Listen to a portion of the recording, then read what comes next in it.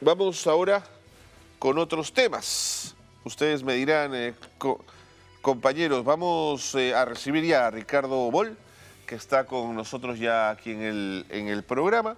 Ustedes saben que Ricardo Boll es el asesor científico de Nativa, que nos ha ayudado estupendamente durante todo el proceso del niño más fuerte y de más calor a entender su proceso y a ver cómo evolucionaba.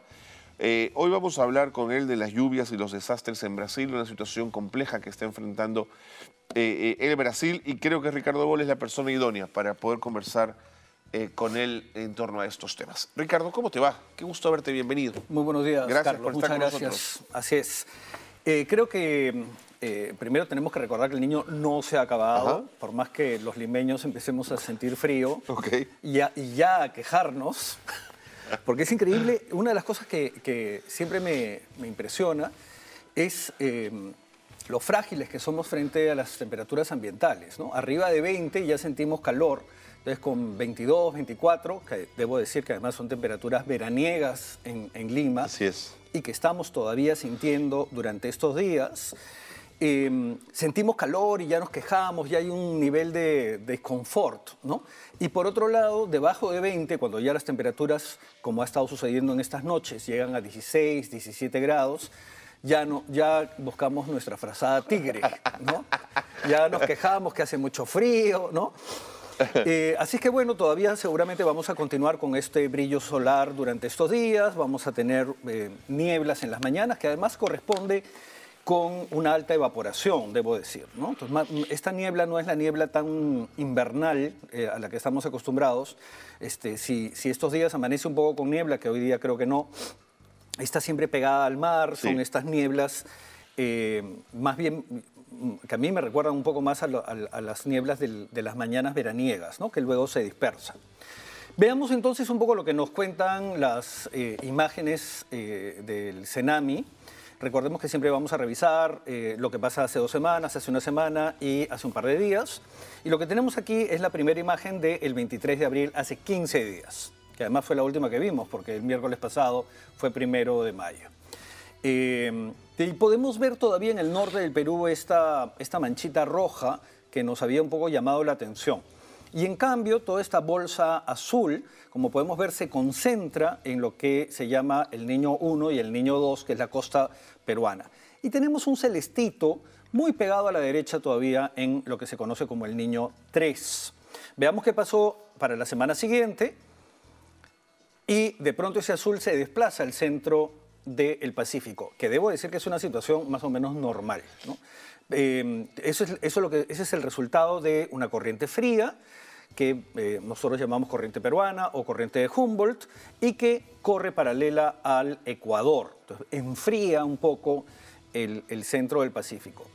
Ahora, lo interesante es que recordemos que estos mapas son las anomalías, es decir, arriba o debajo del promedio, y podemos ver que está un poquito debajo del promedio, ¿no? No demasiado, estamos hablando de 1 grado, 1,5 grados, nada más, ¿no? O sea que probablemente sí estemos apuntando a una pequeña niña. Viendo esta imagen también es interesante ver cómo las costas de Japón comienzan a recibir la intensidad de un niño muy caluroso. Claro, es la proximidad del verano en el hemisferio Exactamente, norte, ¿no? Lo que estamos viendo aquí es el verano en el hemisferio norte. Claro. Exactamente. Que es lo que también está pasando en el norte de África, como lo puedes ver.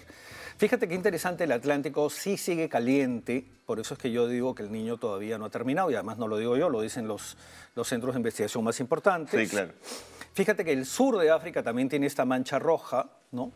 Y de hecho vamos a hablar un poquito de África porque en estas semanas ha habido unas inundaciones muy grandes. La pena es que, claro, nosotros somos un poco eurocentristas, ¿no? Sí, pues, entonces lo que es pasa que en es África, Europa, ¿no? Claro. lo que pasa en Estados Unidos y lo que Claro. pasa en el Perú, pero hay otros continentes que también han sufrido el Niño y justamente vamos a hablar de esto.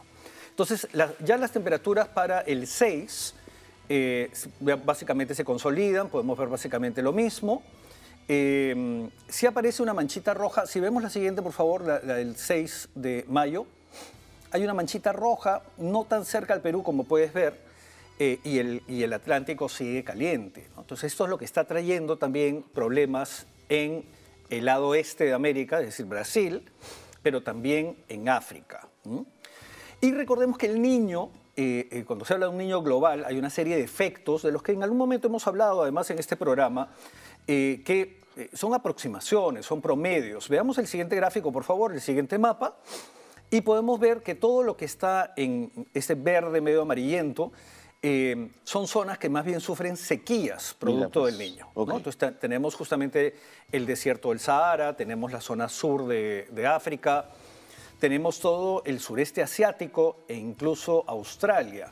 A pesar de eso, Australia también sufre de inundaciones con el Niño en lugares puntuales, que como puedes ver, más bien es esa franja medio celeste que une América y Australia. Pero también mira, tenemos... el norte de Sudamérica también, ¿no? Ah, sí, claro. Fuerte, grande. Sí, exactamente. Entonces, claro, este es un niño, como yo siempre digo, que tenemos que seguir estudiando. Esta es una gran oportunidad para entender el niño, porque como ya sabemos, no hay dos niños iguales, Okay. ¿no? Ese es el primer punto. Y claro, así como en el Perú también tenemos estas lluvias en el norte y sequías en el sur, y no siempre sucede, ¿no es cierto? También tenemos que ver qué está sucediendo en el mundo, porque al final nos va a afectar. Y también hemos visto un poquito esto en este programa, por ejemplo, el aceite de oliva y en general las aceitunas, ha habido una alta pérdida en el mundo, ¿no? Entonces, sí, claro, el precio esto ha se ha hecho... disparado, sí. El precio del aceite de oliva se ha multiplicado por 5 Es por 10 impresionante, en Europa. sí, claro. ¿no? Claro. Y el aceite peruano también se ha ido hacia arriba en precios, pero no solamente eso, el cacao también lo vimos en este programa. ¿Qué dice la Organización Mundial de Meteorología? Muy interesante porque justamente el 1 de mayo sacó una noticia, una declaración, que es la que tenemos aquí. El debate de la ONU sobre el Niño enfatiza la necesidad de una acción integrada. Es decir, mientras que los países a veces hacen lo que pueden, ¿no? Cuando tenemos lluvias y sequías, lo que estamos proponiendo es una respuesta política, una respuesta política que permita el trabajo conjunto de investigadores, el compartir información, por ejemplo, con imágenes satélite, las reuniones de especialistas y además respuestas integradas. O sea, cuando tenemos una situación de emergencia en un país, los otros países tienden a enviar ayuda. A veces incluso ellos también sufren, ¿no? estas situaciones. Esto pasó el 1 de mayo, o sea, justamente el miércoles que no vine. Y esto en este contexto de cambio climático. Entonces quisiera repetir una vez más este gráfico que es tan importante, que es el siguiente, en el que tenemos las temperaturas de la superficie del mar desde 1880 hasta el año 2023. Y claro, lo que tenemos es que las temperaturas del mar continúan aumentando. Esto es parte del cambio climático. La Tierra cada vez absorbe más energía y nuestro gran colchón es el océano. Entonces lo que tenemos son ecosistemas que están llegando a su límite. Hay un momento en el que los efectos los vamos a comenzar a sentir como ya estamos viviendo en este momento. Sí, hay un pico interesante, 40, en el año 40 al 45, probablemente la industrialización. En el 45 también tuvimos es en 1900, o sea, el 40. Y entonces eso también tiene que ver con un niño que tuvimos. Pero también es la época de la Guerra Mundial. Por eso te iba a preguntar, ¿no? El proceso de industrialización, más armas, todo lo que se debe haber calentado. Puede haber sido un proceso, estos específicos que hay, que son ciclos cortos, que se ha disparado, pero que ya nos debió de llamar la atención. Ahora es cierto que en ese momento no nadábamos en información como sucede el día de hoy, ¿no? Pero digamos, es clarísimo el aumento de la temperatura marina. Sí. Cada vez, la ¿no? tendencia es hacia arriba y la verdad es que es muy poco probable que baje en estas condiciones. Es muy poco probable que baje. Y además, como todavía sabemos, hay gente que sigue negándolo. Entonces pues. La gente todavía no entiende, piensa que pueden ser ciclos naturales. Los ciclos naturales existen, pero los seres humanos han cambiado los ecosistemas. Y el mejor ejemplo que podemos poner es justamente también algo que comentamos en este programa, que es los microclimas que se crean en las ciudades, ¿no? Estas ciudades sin vegetación, por ejemplo, que en invierno tienen temperaturas más frías que el resto y en verano se calientan más. En el fondo lo que está pasando es que estamos convirtiendo el planeta en una ciudad, ¿no? O sea, estamos acabando con toda la cobertura vegetal, estamos cada vez sacando más petróleo y estamos liberando más gases invernadero. Entonces, claro, por eso es que hoy día podemos hablar del antropoceno, es decir, una época en la que el ser humano ha generado no solamente un paisaje, sino nuevos ecosistemas y todo un nuevo sistema de vida. Que veamos un poquito qué ha pasado en África. En esta semana hemos tenido, bueno, primero recordemos que África vive en una permanente crisis, Sí, pues. ¿no es cierto? Sí, pues. Hay constantes emergencias humanitarias, masivas, además, ¿no? Estamos hablando de guerras, por ejemplo, las de Somalia, estamos hablando de hambrunas, estamos hablando de sequías intercaladas con inundaciones. Y las sequías en África son absurdas. Son estas imágenes en las que uno ve el piso roto, quebrado, sí, claro. con cadáveres de vacas encima, Sí, ¿no? claro. Con niños famélicos. Entonces son cosas que nosotros no vivimos en América Latina. Claro que tenemos problemas y claro que duele, pero las imágenes africanas son de película de terror. Sí, de ¿no? terror. Y todo esto, por supuesto, genera el desplazamiento de refugiados, ¿no? Gente que atraviesa países corriendo de la guerra, de las hambrunas, de los desastres. ¿Qué ha pasado en estos días? Producto de estas lluvias que hemos tenido 250.000 de desplazados solamente en el este de África. Además, en el oeste también ha habido lluvias. Hemos tenido más de 500.000 de personas afectadas y por lo menos 250.000 de personas ha perdido sus viviendas. Y como podemos ver en esta imagen, si vemos la imagen satélite, por favor, gracias, lo que tenemos allí es el río, y fíjate, el río se ha desbordado y ha cubierto todo el lecho del río. Todo lo inundable ha sido inundado. O sea que esto es a lo bestia. Se han inundado ciudades, centros poblados, campos de cultivo. Esto es terrible, la cantidad de agua que se necesita para inundar de esta manera, ¿no? Haciendo que el río rompa sus cursos naturales. Algo así ha pasado en Brasil, pero en Brasil, como ya sabemos, además se ha roto una represa. Sí, pues. Entonces esto ha sido un verdadero desastre. Veamos un poquito el caso brasilero. A ver. Esto ha sucedido en Porto Alegre, que además es la capital de una región, de un estado federal de Río Grande do Sul. Río Grande es más o menos del tamaño de Uruguay, o sea, es otro Uruguay arribita, allí como se ve en ese mapa.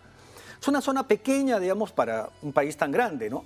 Sin embargo, tiene 11 millones de personas. O sea, es como si toda Lima estuviese ahí. Sí, exacto, Claro. que además es la capital, ¿no? Esta ha sido una histórica crecida en varios ríos. Son varios ríos los que se han salido, la cantidad de lluvia ha sido impresionante. Han caído 25 centímetros de agua en solo 3 días. Se calcula que hay discusiones todavía, dependiendo de las estadísticas, se calcula que ha sido la lluvia más grande en 40 años o en 100 años. Ok. Bueno, Porto Alegre es la capital de Río Grande y 7 de las 18 represas están en riesgo. O sea que esto no se ha acabado. Ok. Todavía se esperan lluvias a partir de hoy. Se ha roto una represa, pero fíjate qué interesante, hay 18 represas en ese lugar. Esta zona tiene casi 500 municipios. Casi 400 están en emergencia. Toma. Un municipio como 400 han un sido distrito, digamos, para nosotros. Así es. Ok. O sea que el estado ha sido devastado. Devastado. Así es. 200.000 personas han sido devastadas. Perdón, han sido desplazadas. O sea, sí. esto implica claros impactos en la economía, en la sociedad. Sin duda, sin duda. Por supuesto, no hay forma de atender, ¿no? A 200.000 personas. ¿Dónde las pones, no? Entonces, a pesar de que es Brasil y que tiene, digamos, debo decir, un sistema un poquito mejor que el nuestro, esto ya es inmanejable. Estamos hablando de casi 1 millón de personas afectadas. Anoche se ha dicho que ya se han identificado 84 fallecidos y casi 200 desaparecidos, ¿no? Y claro, esto está entre la frontera, como podemos ver, de Argentina y Uruguay. Entonces, claro. los dos están aterrados porque están preparándose para lo que viene. Veamos un poco la imagen satélite para entender lo que ha sucedido. Y en esa imagen, a la derecha, es donde está la capital, o sea, Porto Alegre. Ajá. Y fíjate, el río A pie no de ha río. atravesado la ciudad de Milagro, pero ha cubierto parte de la ciudad y Sí. toda esa zona del oeste, ¿no? Podemos ver además todos los campos agrícolas, todo eso ha sido literalmente devastado. Veamos otra imagen para hacer una comparación del antes y después. Copérnicus, que es un sistema de satélites europeo, nos lo muestra. La siguiente imagen, por favor, para poder hacer la comparación. Ahí está.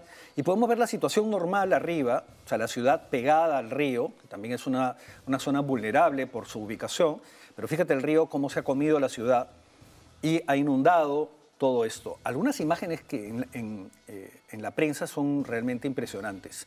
Infobae, por ejemplo, la siguiente, nos muestra esta imagen, que además creo que es la misma que presenta el Senami brasilero, digamos. Ajá. La siguiente imagen, por favor. Sí, pues el Si nos ayudan con río la... se salió completamente de su causa. Ah, sí, esto ha sido realmente grave. No sé si nos pueden ayudar de verdad con la siguiente imagen para poder avanzar, que nos gana el tiempo. Mil gracias.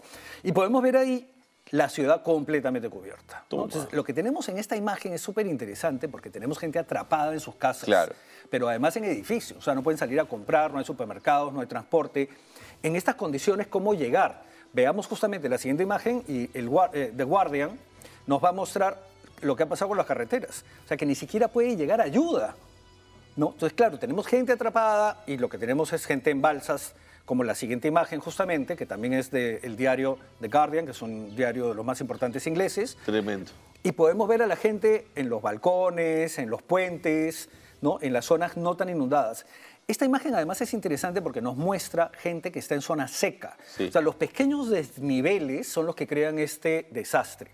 Y para mí esto es muy importante porque es una ciudad donde ya llueve. Lo que ha pasado es que el sistema de drenaje ha sido colapsado Largamente, claro. por la cantidad de lluvia.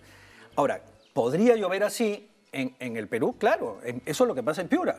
Entonces, cuando llueve solamente 5 centímetros y tenemos desniveles, el agua se va juntando y se convierte en 10, en 20, en 40, en 60 y tenemos medio metro de agua con todas las pérdidas. Y este es el estadio, que además he traído la imagen porque los estadios tradicionalmente... Claro, albergan a las personas. Exactamente, son lugares importantísimos para la logística de emergencias. Sí. Y no hay forma de llevar aquí medicina, ayuda, de hacer un espacio para estos desplazados. Lo que se espera para los próximos días no es mucho mejor. Veamos la siguiente imagen, por favor, para poder ver las tormentas eléctricas. Lo tienen justo encima. Exactamente. Esta es la imagen de ayer y podemos ver, bueno, lo típico en la selva, pero esta zona concretamente tiene unas tormentas enormes. ¿Y por qué las tiene? Veamos la siguiente imagen y hablemos un poquito de meteorología. Lo que tenemos es unos vientos cálidos que vienen justamente desde la selva amazónica, que chocan con unos vientos fríos que vienen desde Argentina. Claro. Entonces, en esta batalla, la humedad que tiene el viento cálido se enfría y provoca estas lluvias. Esto es lo que vamos a llamar un frente cálido o un frente frío, dependiendo de cuál es el que esté avanzando. Y esta franja, esta raya que vemos ahí, es la zona justamente de precipitaciones. Este es el mapa que se espera tengamos hoy y mañana, así que las cosas no van a mejorar.